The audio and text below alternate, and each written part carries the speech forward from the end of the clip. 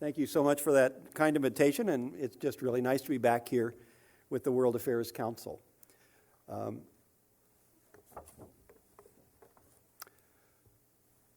I like Mexico, and I like Mexicans.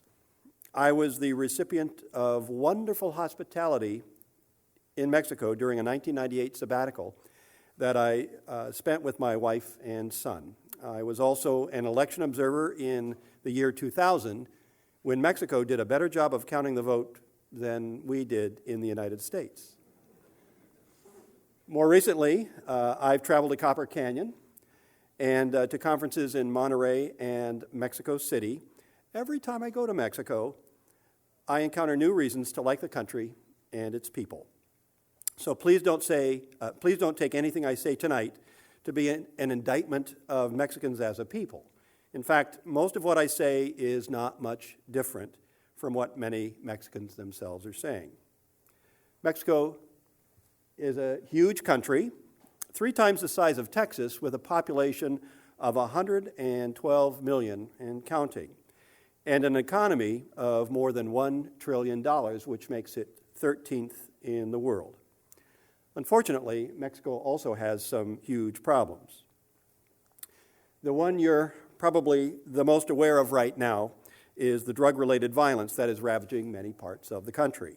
Since 2006, nearly 50,000 people have been killed in the violence, which means the violence in Mexico during that time has exceeded the level of violence in Iraq during that same period. And there have been horrendous acts of public cruelty designed to demonstrate the power and impunity of the drug cartels. The violence is in part a legacy of Mexico's history as a very poor nation located next to a very rich one. Smuggling and other criminal activities along the Mexican-U.S. border have a very long history, and currently the United States supplies more than $25 billion in drug profits to the criminal cartels, and the United States also provides them with weapons that give them more firepower than all but the best equipped Mexican security forces. Poor Mexico, so far from God, so close to the United States, is a long-standing lament south of the border. Another root of this long historical problem is political corruption. Mexico was ruled for over 70 years by a single political party that exchanged political favors for bribes and electoral support. Over time, a symbiotic relationship grew up between criminal gangs who wanted to operate without any legal impediment and public officials who profited by ignoring their activities or sometimes even participated in them. During my stay in Mexico in 1998, the governor of the state of Morelos was indicted for using the state highway patrol to operate a kidnapping operation. And the Mexicans I knew were surprised not so much by the fact that he was elbow deep in criminal activities, but by the fact that they would actually indict a sitting governor of the ruling party. By the second half of the 20th century, Mexico had gotten so corrupt that public officials who tried to do a good job were often forced to choose between plata o plomo, literally silver or lead, meaning you could take a bribe and look the other way while criminal activities went on in your jurisdiction, or you could interfere and get yourself killed. It was impossible to tell who was a greater threat to the security of the citizens of Mexico, the criminals or the police. Really? One of the worst gangs, the Zetas, is comprised of former members of Mexico's special forces who switched sides in the drug war and brought their considerable firepower to the drug cartels. Democratic reforms in the 1990s finally pried the old ruling party from power and allowed a new bunch of politicians to take charge. The current president of Mexico is Felipe Calderón. He decided to take a hard line on the corrupt alliance between public officials and criminal gangs. Bypassing state and local police, whom he believed, not unreasonably, were untrustworthy, he sent the Mexican army into cities and towns where the criminal gangs had become the de facto rulers. The results, as you know, have been horrific. Of course, the drug cartels have fought back, and they can count on the support of some local law enforcement elements. The Mexican government and our own security chiefs claim that Mexico is winning the war, and they cite the dropping volume of captured cocaine in Mexico and the capture of more than half of the identified cartel kingpins as evidence.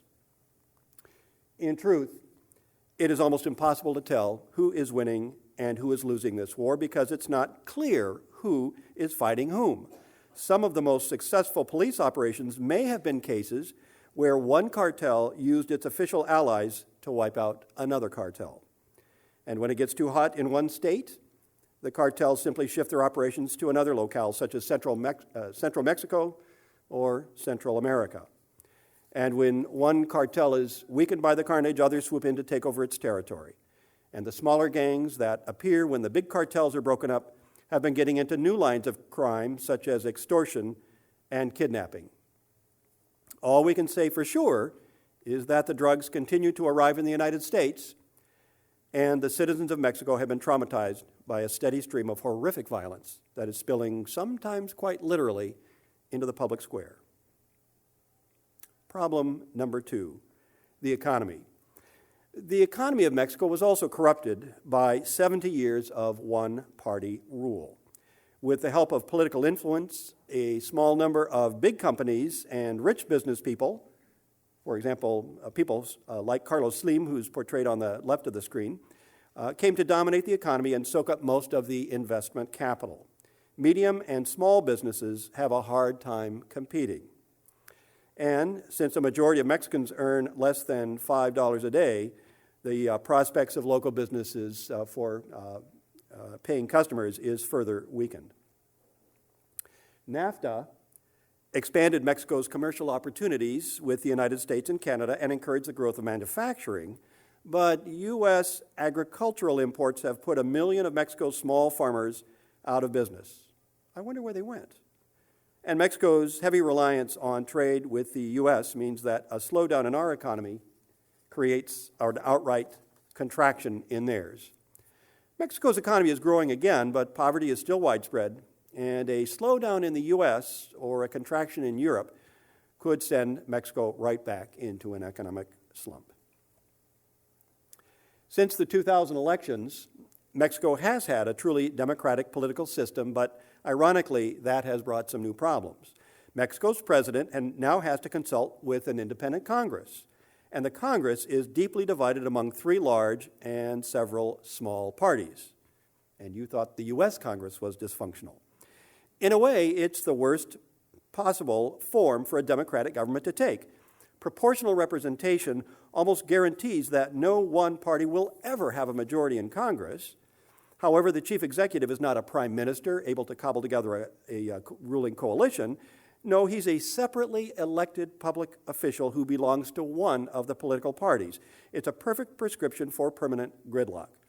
I know what you're thinking, but in the United States, one party manages to control all the branches of government at least some of the time. In Mexico, that's almost an impossibility. The wonder is that it works as well as it does.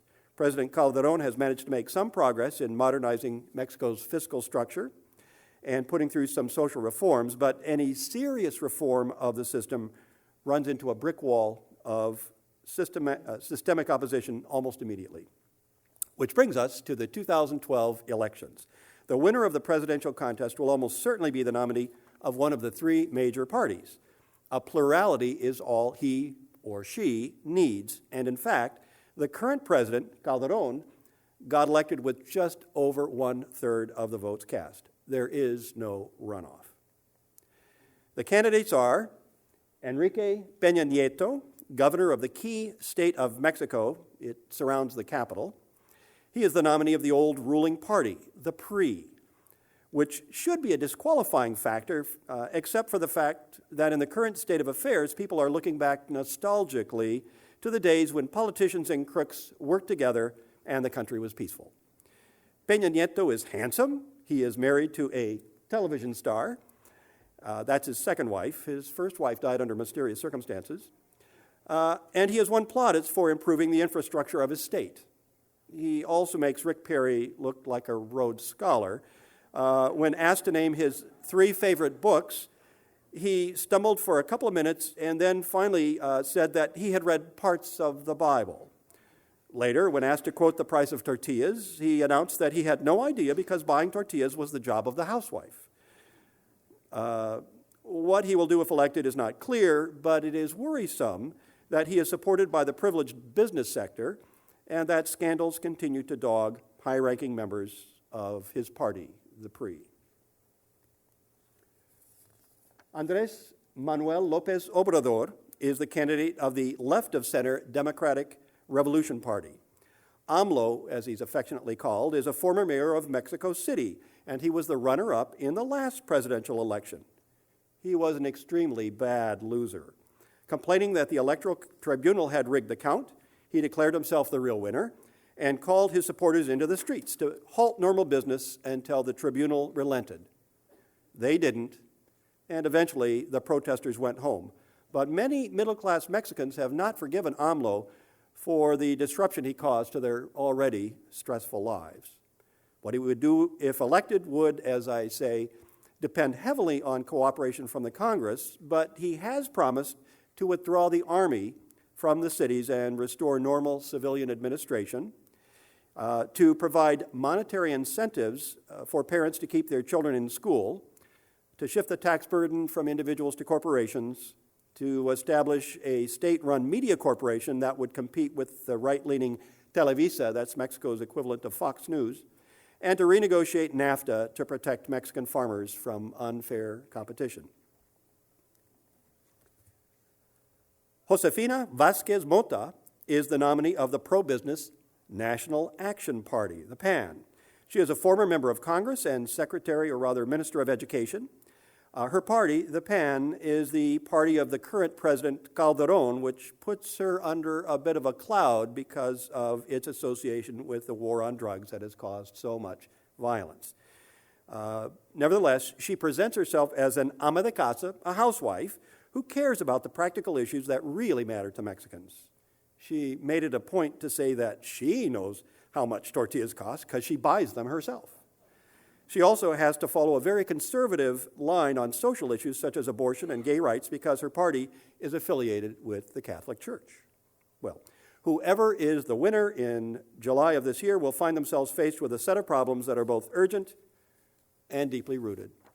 I wish them well. I want to return to the point I made in my introduction. Mexico, despite all of its troubles, is a great country full of wonderful people. They are going through a very rough patch in their national experience. I wish them well because in my experience, the vast majority of them are hardworking, honest, and hospitable people who deserve a better fate than history has dealt them. Thank you.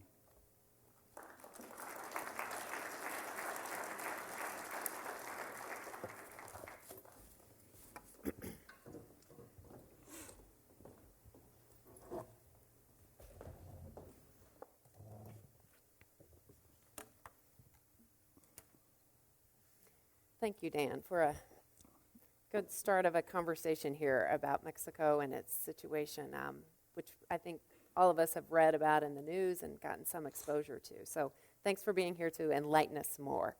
I'd like to start with a question to capitalize on your academic background as a historian. And Mexico in the past has had other historical periods of violence after the revolution, after its independence. And I wonder if you could give us maybe a little bit more historical analysis about what we're seeing right now in Mexico. Yeah. One historian has actually said that revolutions in Mexico occur every 100 years. That hasn't really happened this time around, but you're right. Between 1810 and 1820, during the independence period, Mexico experienced a real meltdown of its law and order, of its civil institutions, as Father Hidalgo unleashed a very popular, but also not very well controlled movement to drive the Spaniards out of New Spain, as it was then called. And that ended with the formal acknowledgement of independence 10 years later.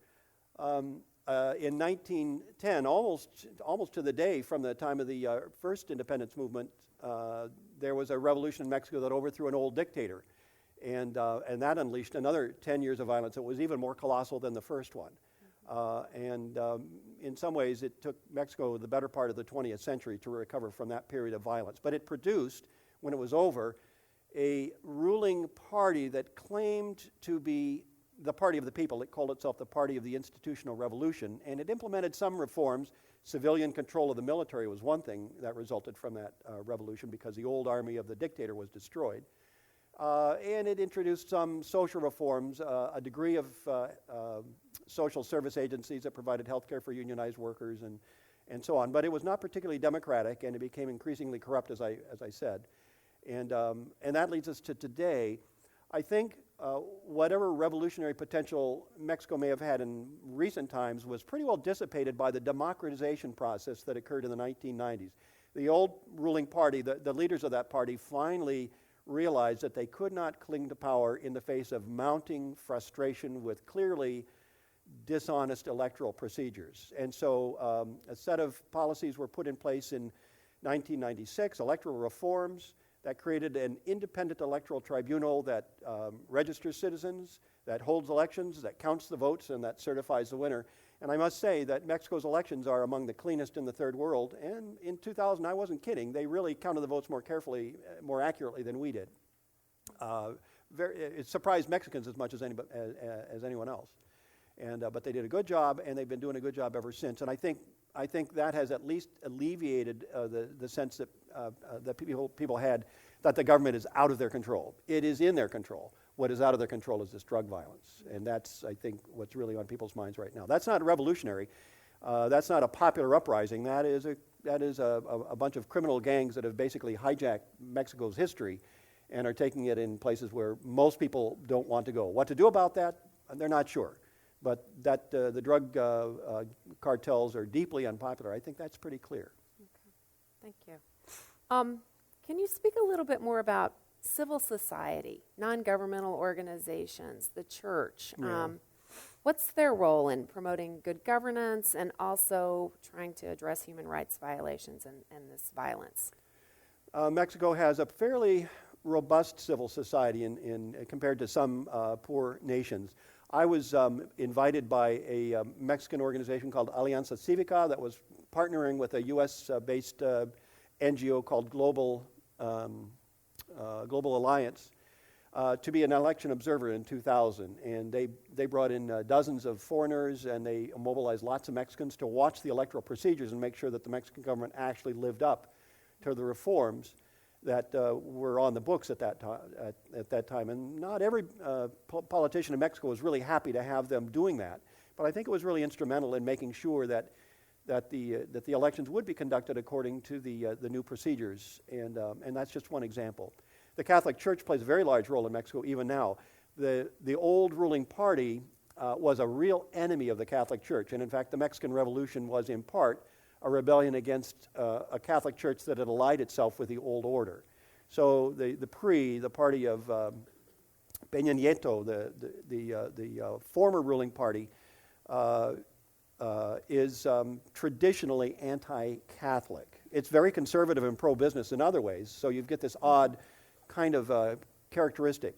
The party of the current president, the PAN party, in fact grew up as a Catholic center party to oppose the PRI.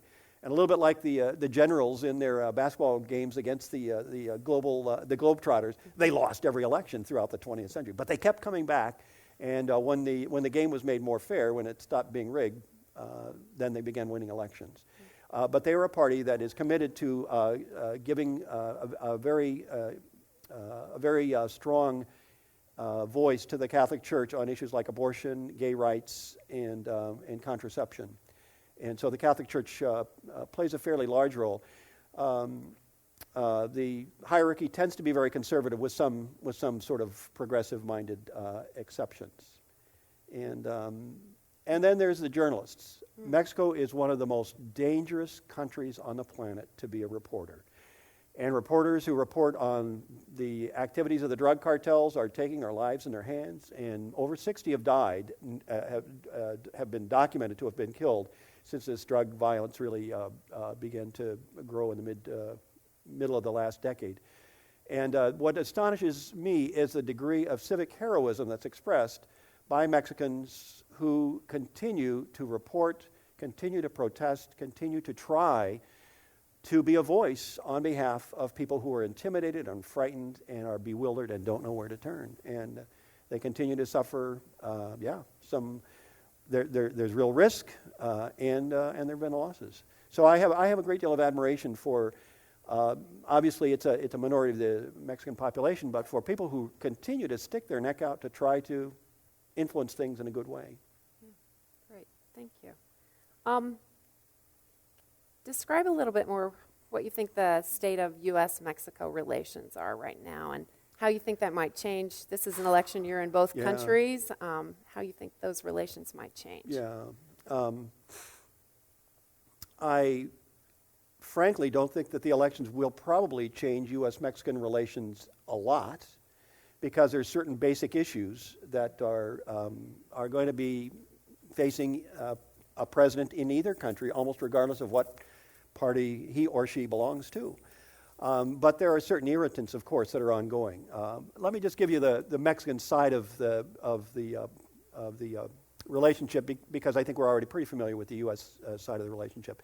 From Mexico's point of view, the drug problem is, to a much greater degree than most people in the United States want to acknowledge, a U.S.-caused problem.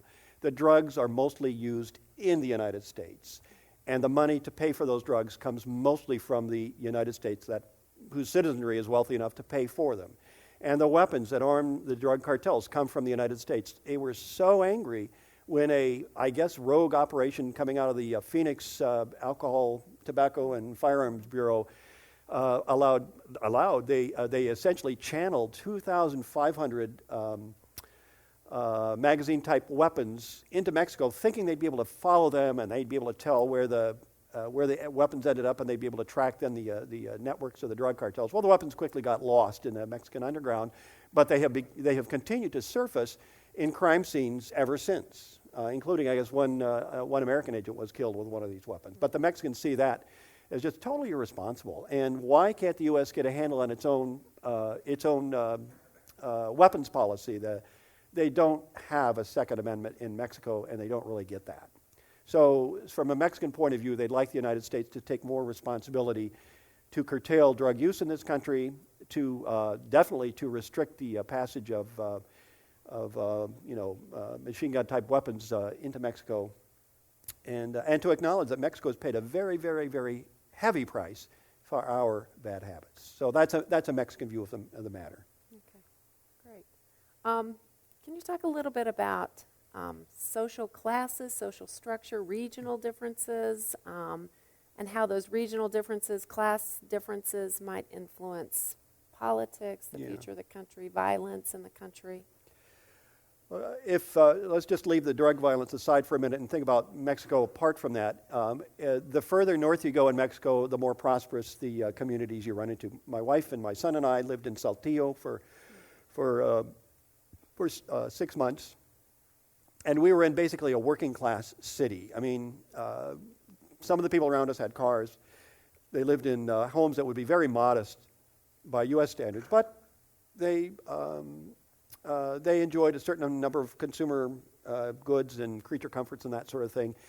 And so the states that border the U.S., Coahuila, Chihuahua, Nuevo León, the city of Monterrey, these are fairly progressive, modern, and relatively prosperous places where the standard of living is probably roughly half that of the average in the United States. That may be maybe a third, but it's not as far off as you might think. It's like Greece, well, before the fiscal collapse. Maybe it's southern Italy, okay? The further south you go in Mexico, particularly once you get south of Mexico City, you come into poorer populations and more indigenous populations. About 15 million people in Mexico, better than 10%, are indigenous folks for whom Spanish is a second language and who live in relatively traditional communities and who are very, very poor by and large. So Mexico is culturally quite diverse. We might not think so, but it really is when you compare the very North Americanized people near the border and the very indigenous people down south.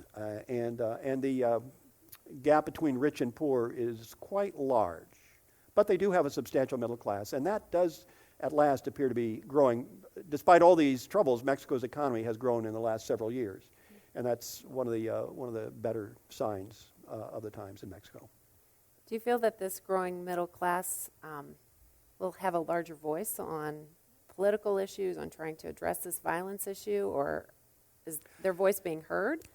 You know what? I think their voice is heard. The trouble is, it's a little bit like in the United States. They belong to different political factions. The three major parties, the smaller parties, they all have very substantial popular support, and so their voice is loud, but it is divided, much like, I suppose you might say, the middle class in the United States. So, yeah. Great.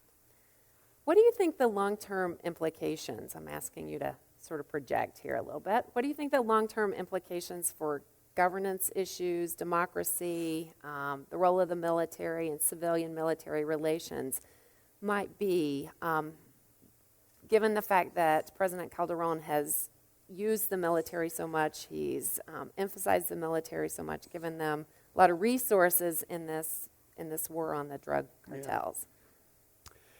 It's a wonderful question. It's a very difficult question to answer. I might just bail and say, well, I'm a historian, not a prophet, but you asked, and I suppose I ought to try something.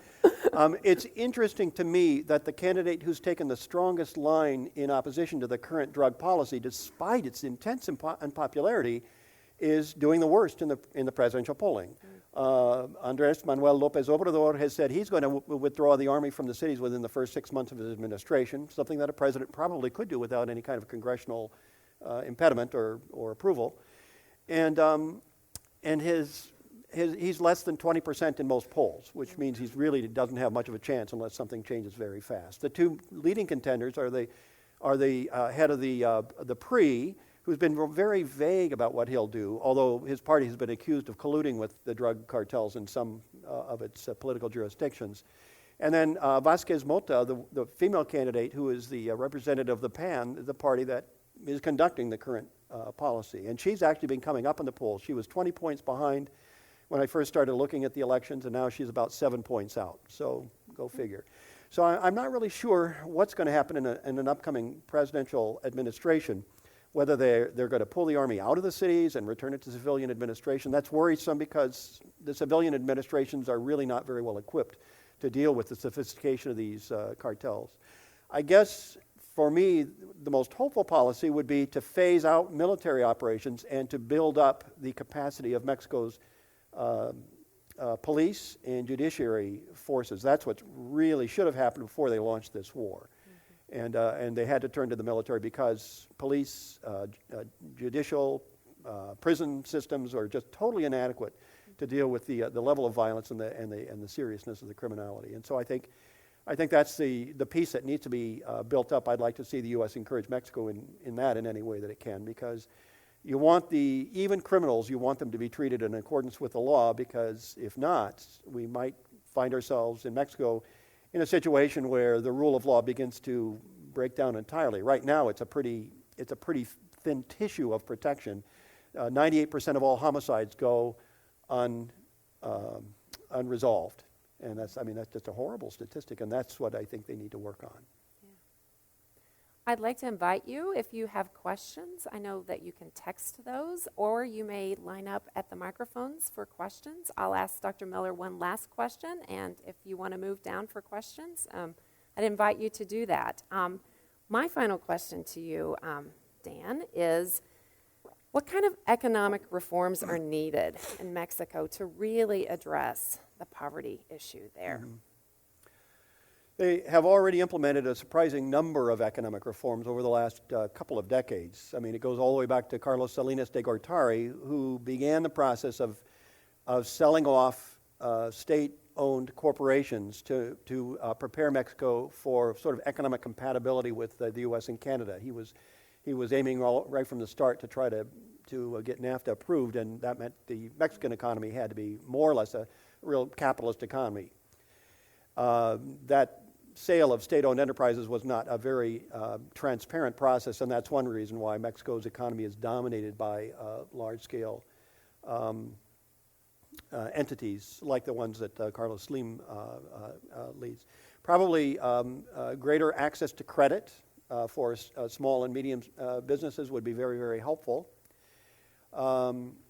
I do have to say that for the United States to sell grain in Mexico that enjoys subsidies from the U.S. government, it puts at least Mexican small farmers at a tremendous disadvantage.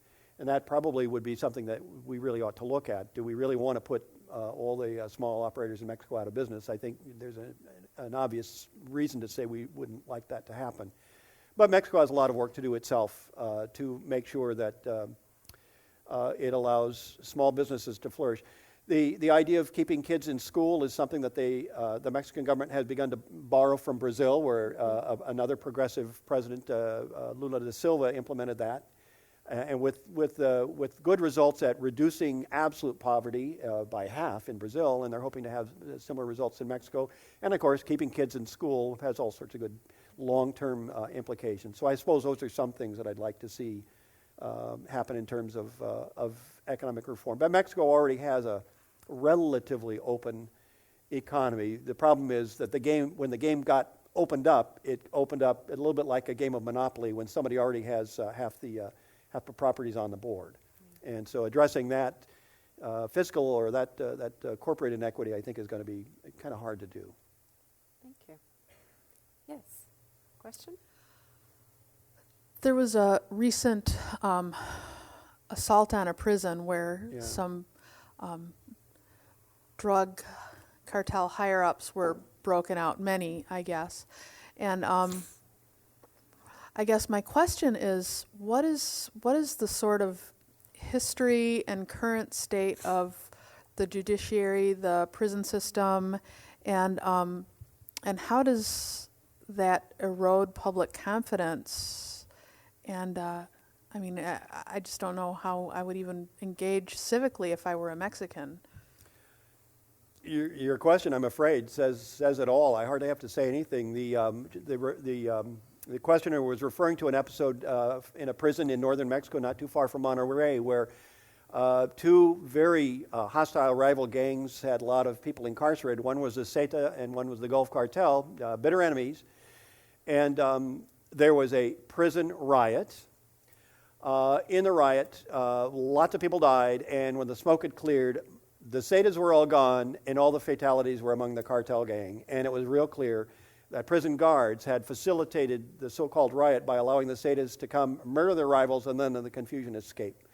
So what does that say? Oh, man, it says that the level of corruption of public administration goes very, very far. And I can only agree with you that it must be incredibly dispiriting for Mexicans to realize that prison guards, police, who knows who's been essentially subverted, corrupted by these criminal cartels. So it's not going to be a quick fix, but they need real resources to train a whole new generation of police, judicial, other enforcement officials. They are doing some of that. The Merida Initiative has done some of that, but it's very small so far. And it's really hard to know exactly how to even begin the process. I think one thing that has to happen is we need to find a way to starve the cartels of financing. As long as they are taking in $25 or more billion annually, they've got a lot of money to throw around, and that's an incredibly corrupting influence. So from our side, I think the most important thing, the most valuable thing we could do would be to begin finding a way to starve these cartels for funds, and that may involve financial investigations as much as anything else. Yes. Professor Miller, I wonder if you might address the impact and influence on Mexico of the large number of Mexicans resident in the United States. Yeah. I believe that recently it was decided that Mexican citizens in the United States could vote in Mexico. They can. They were actually able to vote in the previous election, and only, I think, I forgot the statistics, something like 40 to 60,000 of them actually did so. I was at a conference in Chicago, about a month ago, where representatives of 7 Mexican parties, including the 3 major ones, were all present, and they were conducting a news conference and trying to get out the word to people in Chicago, and I presume they were going to do something like that in Los Angeles, in areas where there are large concentrations of people who are of Mexican origin, urging them to sign up to vote in the Mexican elections. It's like an extra state. We'll have to see whether many of them take the initiative to do so. If the 15 to 20 million people of Mexican descent who are entitled to vote in that election were to actually do so, well, that would be a tremendous influence on the outcome of that election. But whether anything like that will vote, I think, is quite doubtful. But they're trying. They're trying to get them to take the election seriously. Of course, they can't vote in state elections, but they can vote for national offices, including the president. Yes, sir. Thank you. Professor, just listening to your talk about the long-standing rule of the PRI and their sometimes questionable status and governance, wondered if you'd comment on Lazaro Cardenas and how he fits into the pantheon of presidents. Still probably the most popular president in Mexico's history. And of course, his son, Cuauhtemoc Cardenas, was the sort of perpetual candidate of the PRD, the Party of the Revolutionary Democracy, that split from the PRI, and now he's been succeeded as the inevitable candidate by AMLO. Lazaro Cardenas was a governor of Michoacan. He was a general in the Mexican Revolution. He was a governor of Michoacan state, and he won a reputation as being an incorruptible politician and a politician who found out how to subvert Catholic resistance to the Mexican Revolution by basically giving land to peasants, often from Catholic communities or wealthy landowners, to poor Mexicans who would agree to carry a rifle and defend their land from anyone who would take it back from them. And that system was sort of nationalized when Cardenas became president. He distributed more land in a single presidential term than any other Mexican president than all other Mexican presidents have done before or since. So about 50 million hectares of land, and a lot of it actually fairly decent farmland, was given out in very small farms called ejidos. And that alone made Lazaro Cardenas extremely popular.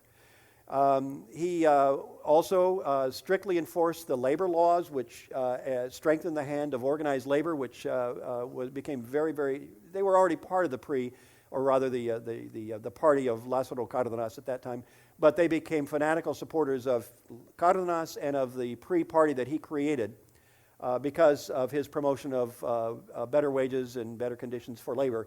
And of course, his most famous or notorious act, depending on how you want to look at it, was that he nationalized Mexico's oil fields when U.S. and British oil companies that leased those fields refused to accept his government's insistence that they raise Mexico petroleum workers' wages to the highest level of any workers in Mexico. They resisted, and he acted as he was entitled to by the Revolutionary Constitution to revoke their leases and then nationalize all the oil holdings.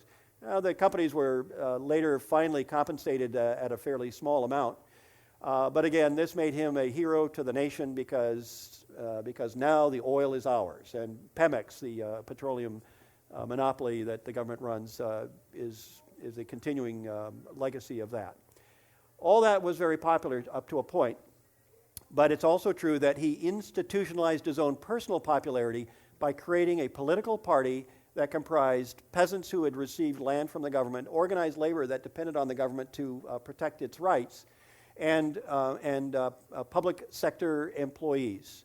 And that made a very popular and basically a kind of a invincible political constellation. As its popularity declined, as the benefits it was able to pass out began to dwindle and the level of corruption became more and more evident, it lost popularity, but it continued to hang on to power, this party that Lazaro Cardenas created, by fraud, by co-optation, sometimes by the use of repression. And so long term, the legacy of Cardenas is probably not as positive as we would like it to be. Short term, very popular guy, and still remembered very, very fondly because he really had a heart for poor people and for ordinary Mexicans. Long term, created the one-party state that, well, like all one-party states, kind of degenerated. Yes, sir. I'd like to continue the discussion of the drug cartel, and with the U.S. citizenry funding that cartel, to, as you said, to the tune of billions of dollars. Absence of the U.S. legalizing marijuana and other drugs, which we know is not going to happen, how do you stop that flow of money? The flow of money going there, in my view, is what fuels the political corruption. When you have police officers that don't have jobs because of the economy there, and you have the drug cartel with excess money able to pay off the police and other politicians, it's kind of a vicious circle where the U.S. and indirectly is funding the corruption there via the drug cartel. How do you break that circle? Excellent question. I think I'm going to challenge one of your propositions at the outset. I don't think it's entirely absurd to think that at some point in the not so distant future, marijuana may be legalized. There are already movements in a number of states, California, a huge state among them, tentatively sort of tiptoeing toward that possibility. Marijuana is not a major income producer for the cartels, although it's maybe 15% of the total revenue. But legalizing marijuana may actually have this positive benefit. It would separate what you might call casual drug users from much more serious drug users, and that alone might begin a process of narrowing the space in which the cartels can operate. So I guess I've come around in my old age to being a little bit more sympathetic to the idea of legalizing marijuana as a way of isolating the people that engage in in the sale of much more dangerous drugs. And then having said that, one analyst I read who wrote a piece in the Foreign Affairs a couple months ago suggested we need to prioritize the most, both Mexico and the U.S. need to prioritize the most dangerous kinds of drug cartels and the most serious kinds of drug users. In Mexico, that means probably going after one cartel, not so much to the exclusion of the others, but clearly making it evident that the greater the degree of violence that a cartel perpetrates, the more resources are going to be thrown at it to try to disrupt its operations. Well, the people that run these cartels are not stupid people, and they're really in it for the money, by and large. And so if they think they can kind of evade the worst of political consequences by toning down their behavior, I bet for the most part, most of them will tone down their behavior. I don't think we're going to be able to eradicate the cartels or eradicate drug use for that matter, but by prioritizing the most dangerous cartels and the most violent behavior, that does send a signal that will at least begin to alleviate the problem. Maybe by legalizing marijuana and perhaps by finding a way to separate people who are only very casual drug users from those that are more hardcore. Again, we might prioritize the problem in such a way that we can at least mitigate it.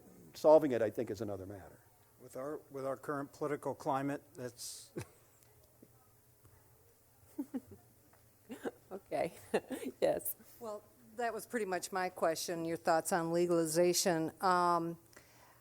Currently, it seems to be an organic movement, maybe in California, although I understand they've already turned that down. Yeah. And now it's supposed to be on a ballot here in Michigan, and I don't know if that's going to happen or not. But from an administration standpoint or from the Mexican government standpoint or U.S. administration, is there anybody seriously considering this as an option? Oh, yeah, now you're catching me out. I'm not sure I can identify any one politician who's really stuck their neck out to do that. It may surprise you, but Mexico has a very long history of being quite strict in its regulation of drugs. I mean, if you're a college professor and you know you've got a kid who's going down to Mexico and you have any suspicion that they might be tempted to use marijuana, you advise them very strongly against it, because if they get caught, they're going to be in a lot of trouble. So it's not like either country has been very open to the idea of legalization. I guess I'm not saying that, but public opinion polls suggest there has been a very decided shift in the direction of of considering the legalization at least of marijuana, and that's really kind of what I'm referring to. And I think segregating out that drug from these other drugs might at least make the enforcement issue much more manageable. As it is now, wow, you've got 40 million, 50 million marijuana users in the United States. Did I get that right? I think it's a huge number of people, and because what they're doing is illegal, that whether we like it or not, we put them in a sense closer to the more serious criminal element, and prevent them from being people that might help enforce the drug laws because they themselves fall afoul of those laws. So that's, I guess, what I'm suggesting. Yes. If possible, I'd like you to speak to sort of a recent, not phenomena, but also a change that we've seen in the Monterey. We've got a business down in Brownsville and go across to Monterey. And it used to be sort of said, unless you got in the way of the drug cartels or were doing something to affect their business, they'd leave you alone. That's changed a lot in the last couple of years. Can you speak to that? Is it just that area? Anything along that lines? And actually, it seems to be spilling, I'll say, north into Texas a lot more right now. No, I know. than what the past It's a was. serious problem. I guess two things to say. One is Zetas. That drug cartel seems to be an especially bloody-minded group of people. They were trained as special forces, at least the core of that particular cartel. And somehow they got the idea that the absolute brutal use of force is the best way to keep people from interfering with whatever it is you're doing. And they're engaged in warfare with some of the other cartels. I think I had a map up on the screen that showed you their areas of influence and so on. So a lot of it is cartel on cartel violence. Some of it is violence that's intended to terrify the civilian population into acquiescence. A young woman, I've forgotten her name. Oh Lord, bless her heart. She was trying to set up an internet website that would report acts of criminal violence, and somehow they were able to trace her, and her head was found on a poster on a board in northern Mexico with a very grim warning that anyone who tried to do what she did, use the internet to interfere with their operations, would suffer a similar fate. And then again, there's something else that's going on. The Mexican interdiction of the drug cartel activities has had some effect. And one of the effects it has been to break down some of the larger cartels into smaller groups that are less well organized or that are much more unpredictable. And the violence has tended to spread. It's actually dropped to some degree in Ciudad Juarez, which was one of the epicenters of the drug violence. It's still bad there, but it's less bad there. And it's because some of these people have left and gone to other places. Central America, the drug violence is exploding in Guatemala and on Honduras as they find new routes for their drugs. Let's see, am I going the wrong way?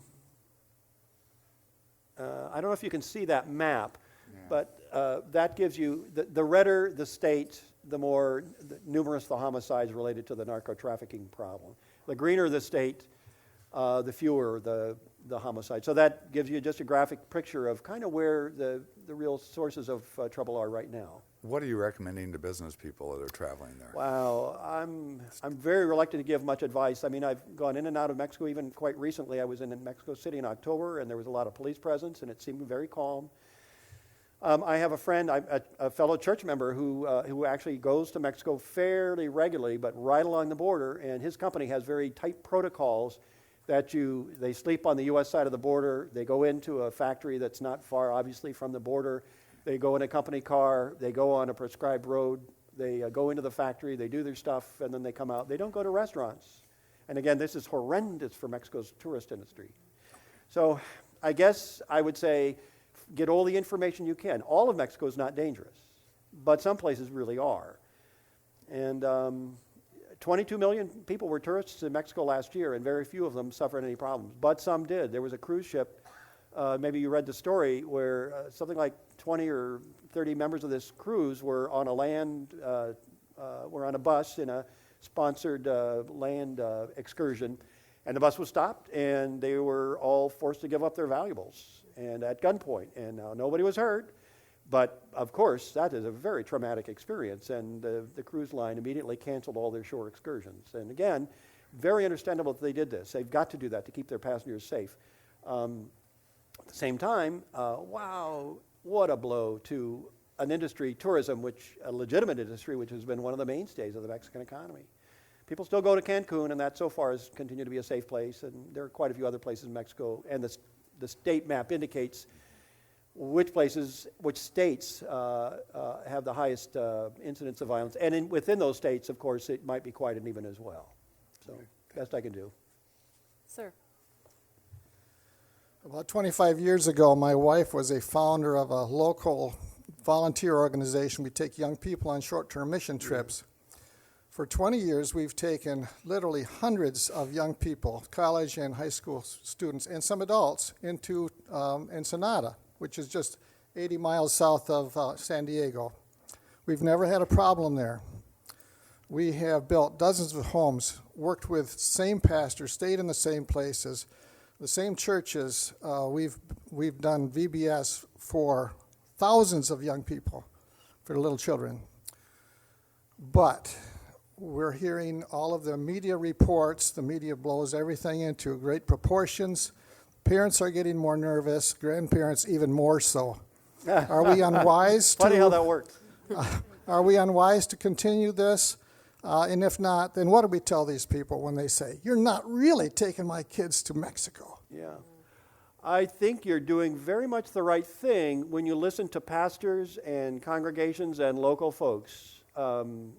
Nobody will know the degree of safety in their neighborhood better than the people, it sounds like, that you are working with. That doesn't guarantee that you will never have a problem, but I suspect that you've built a relationship with them of trust, and if they begin to feel like, oh my gosh, I'm not sure things are safe now, I suspect they will be the first people to tell you.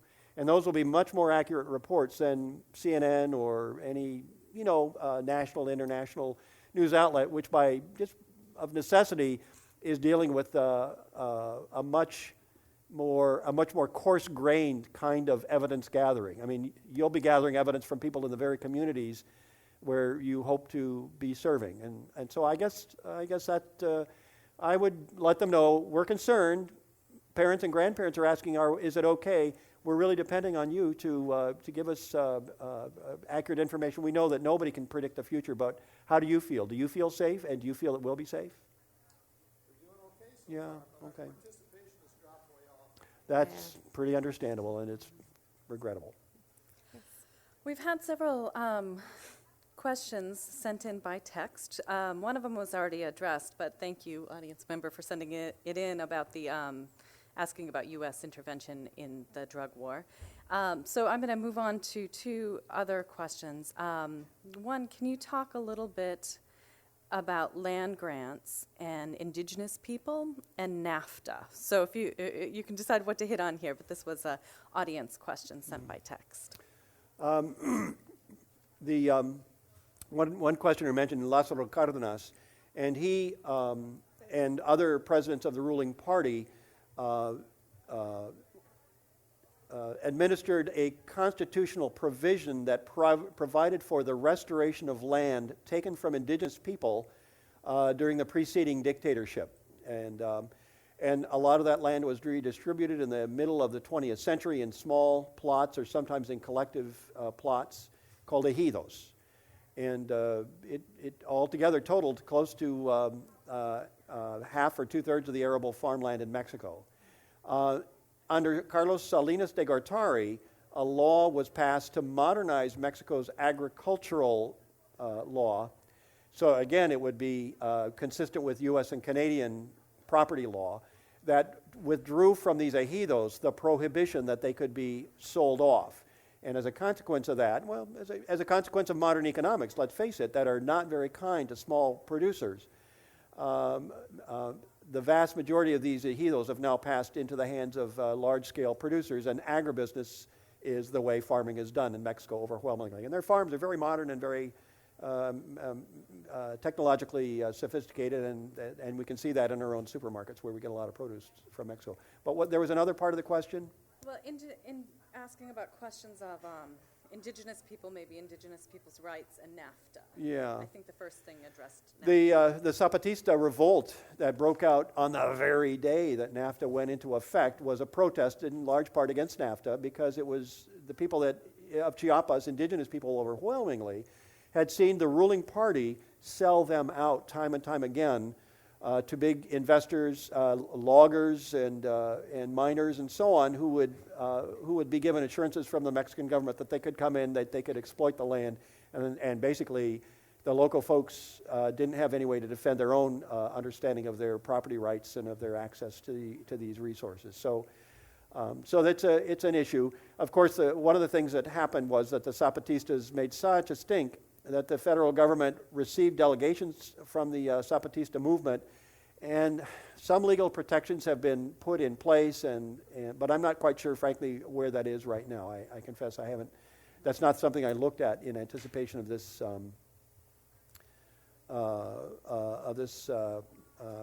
presentation.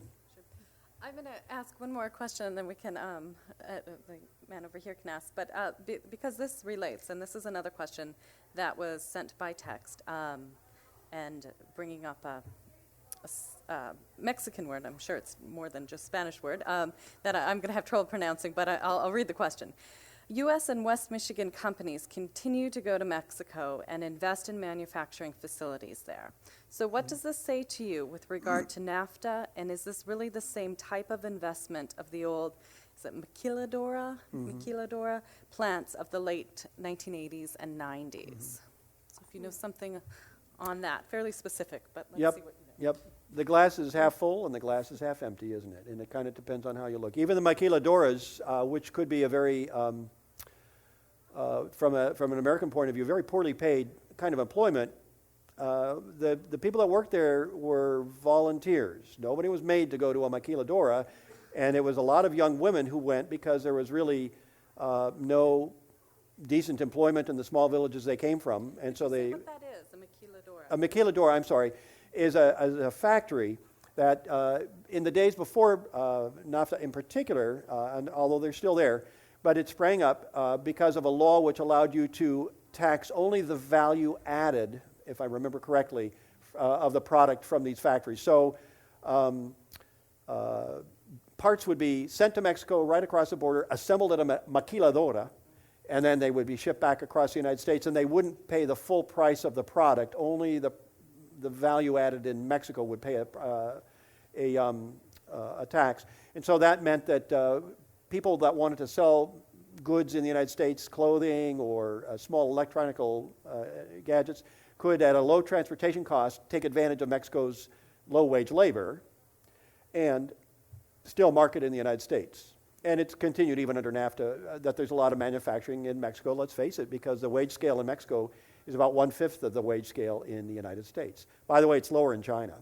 And China has exported a lot of goods to Mexico, which then come into the United States under NAFTA. And so NAFTA doesn't always create a lot of jobs in Mexico. Some of the jobs that NAFTA has created are actually in China.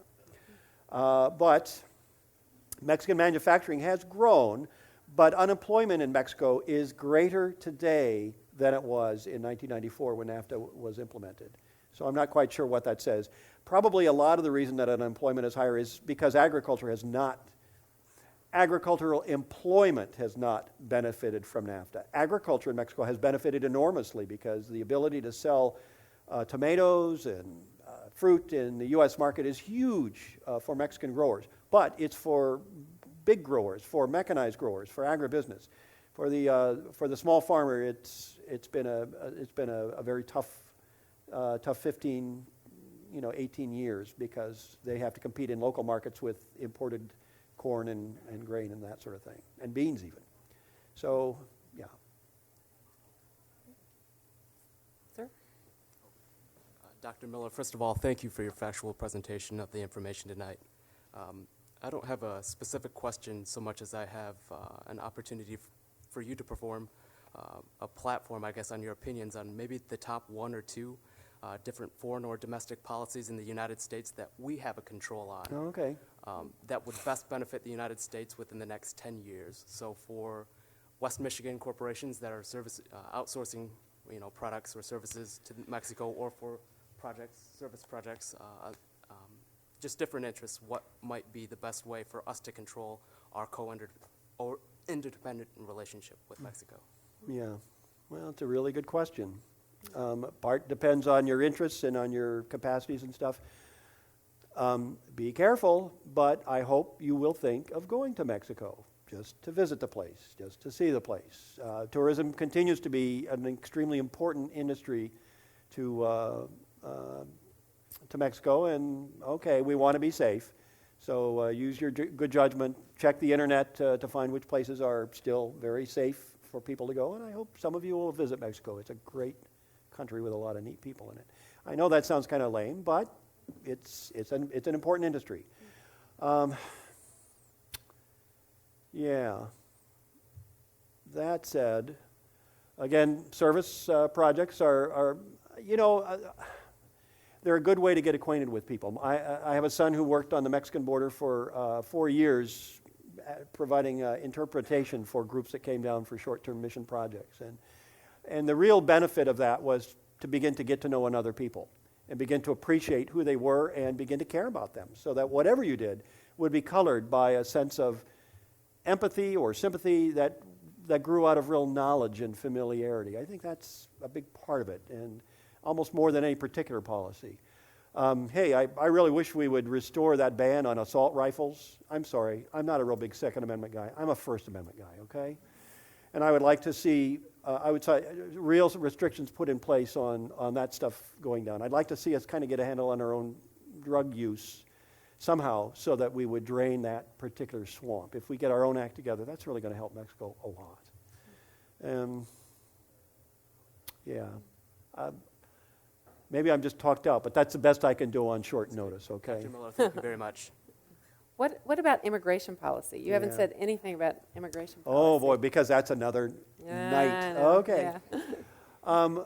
Again, part of the immigration problem has to be resolved south of the border.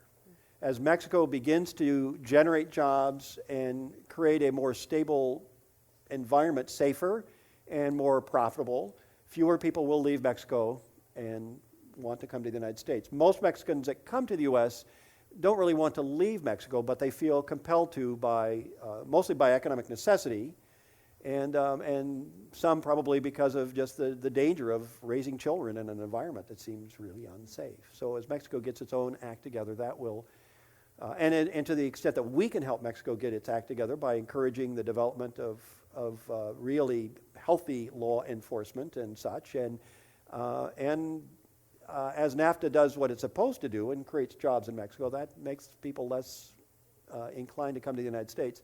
And I think it's important for us to realize that those Mexicans who do come to the United States and other people from further south, most of them come as adults. And you don't think about that, but they've grown up in Mexico. Somebody else has changed their diapers. Somebody else has gotten them through primary schooling. It hasn't been the greatest education, but most of them can read and write in Spanish and do basic math. When I did a little tutoring at a Spanish language public school nearby, I found that they didn't do very well in reading English, but they were really good in math. Isn't that curious? Because the numbers are the same, right?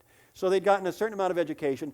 At about the time they reached the place in their lives where they're no longer the recipient of care, but they're able to begin performing economically useful tasks, Mexico loses them, and we receive them. So we ought to stop thinking of them as somehow a problem that Mexico has given us and realize these are pretty productive and oftentimes well-meaning and hardworking people. I know there are problems. Hospitals can get overcrowded. Public schools can get inundated. Federal government ought to provide more support. And if you're a poor, unskilled worker, a U.S. citizen, it's a serious thing to contemplate, that kind of competition. But to the extent that we bring them out of the shadows and give them a path to citizenship, or for the children that were brought over when they were 4 and 5 years old, we don't tell them, I'm sorry, you're not a resident of Michigan, even though you've lived here since you were 5 and your parents brought you over the border before you were even old enough to understand. I think we build up our own citizenry with really some pretty neat people. And I think that, in the long run, is actually going to increase our human capital and our human resources. So I guess that's kind of the way I look at the issue. It is a problem, But it's also, in some ways, its own solution if we have the courage to view it that way and are willing to put some resources into it.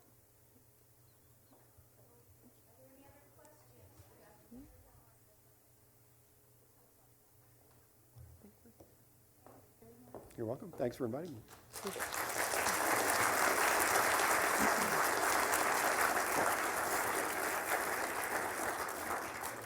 Fue fantástico.